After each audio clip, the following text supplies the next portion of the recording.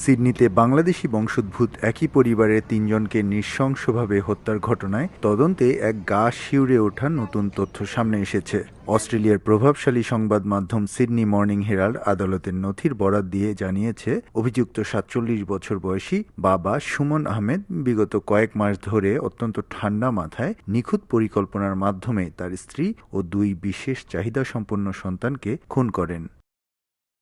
মানসিক বিষণ্ণতায় ভোগা বাবা প্রথমে বাসায় ছুরি দিয়ে একা থাকা ৪ বছরের ছেলেকে হত্যা করে। এরপর স্কুল ছুটি হলে ১২ বছরের হাই স্কুলে ওঠা ছেলেকে বাসায় এনে অন্য রুমে নিয়ে একইভাবে হত্যা করে। এরপর সে বাচ্চাদের মায়ের অফিস থেকে আসা পর্যন্ত অপেক্ষা করে। তার স্ত্রী ফিরলে বাসায় ঢোকার আগেই গ্যারেজে ধস্তাধস্তি করে তাকেও হত্যা করে।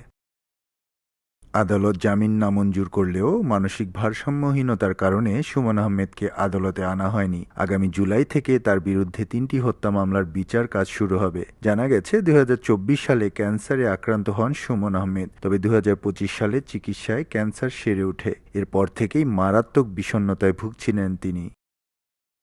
এস এম আমিনুল রুবেল, সময় সংবাদ, অস্ট্রেলিয়া।